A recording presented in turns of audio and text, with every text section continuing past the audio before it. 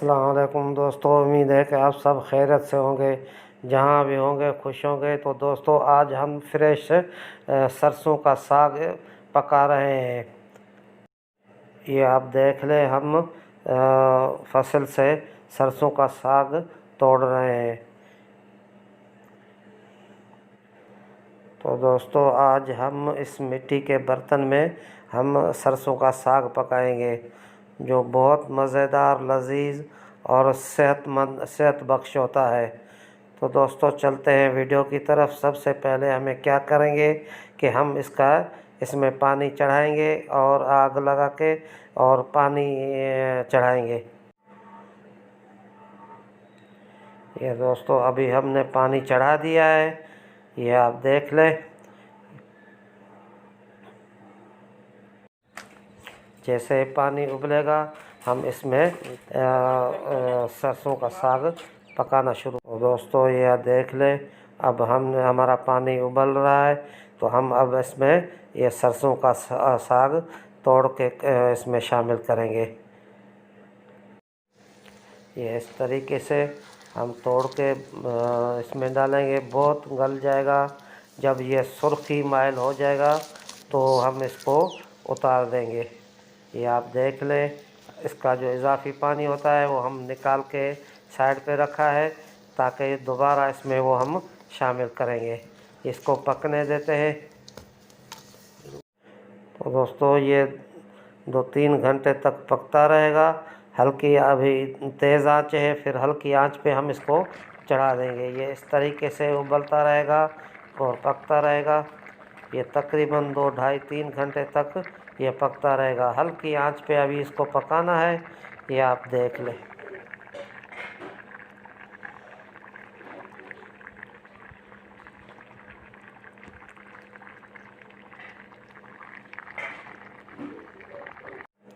तो दोस्तों अब हम इसको ढाँप दिया है ताकि ये अच्छी तरीके से पक जाए।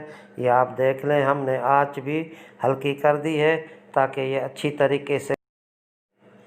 तो दोस्तों अब देख लें, मिर्ची हस्बे ज़ायका, आयल 1 प्याली, नमक हस्बे ज़ायका, थोड़ी सी लहसुन और दही और धनिया और हरी मिर्ची। अब हमने साग को नीचे उतार दिया है। अब हम इसमें दही शामिल कर रहे हैं और मिर्ची, नमक और हस्बे ज़ायका हम शामिल। ये हमारा साग पक के तैयार हो गया है। ये आप देख लें, सुर्खी माइल हो गया है। तो अब हम इसको पीसेंगे, बिल्कुल इसको मैश करेंगे।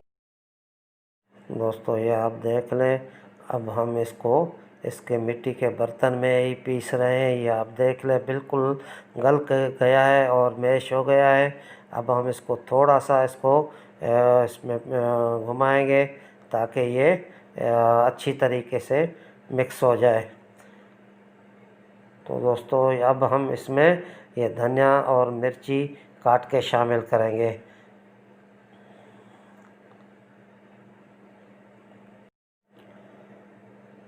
तो दोस्तों ये अब हम इसमें धनिया और मिर्ची काट के शामिल कर रहे हैं।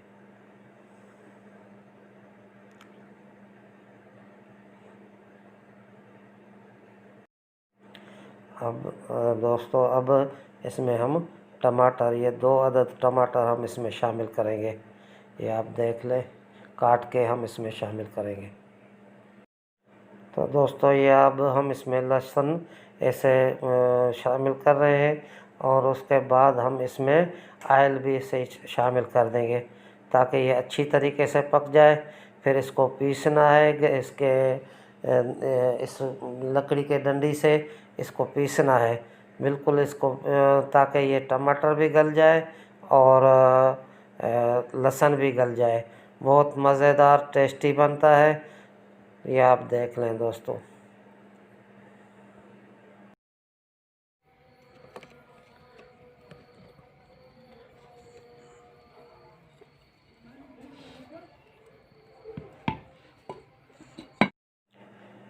तो दोस्तों अब ये देख लें, हमारा साग तैयार हो गया है।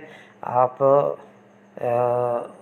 नोश करें और मेरे चैनल को सब्सक्राइब कर दें और घंटी के बटन को दबा दें और दोस्तों में शेयर भी कर दें। तो दोस्तों मिलते हैं किसी नई और वीडियो में, तब तक के लिए अल्लाह निगहबान, खुदा हाफिज़। तो दोस्तों गर्मा गर्म साग तैयार हो गया है ये।